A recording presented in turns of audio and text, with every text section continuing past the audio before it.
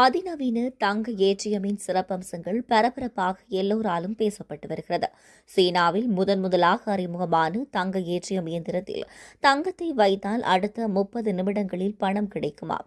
தங்க ஏடிஎம்மில் தங்க நகைகள், நாணயங்கள் அல்லது தங்க கட்டிகளை டெபாசிட் செய்யலாமாம். தங்கத்தை உருக்கும் கருவி மற்றும் எடை பார்க்கும் அமைப்பு தங்கத்தின் தூய்மை மற்றும் எடையை உடனுக்குடன் கணக்கிடுமாம். பிறகு தங்கத்தின் சந்தை மதிப்பை மதிப்பிட்ட பணத்தை டிஜிட்டல் முறையில் வங்கிக் கணக்கில் 30 நிமிடங்களில் வரவு வைக்குமாம்.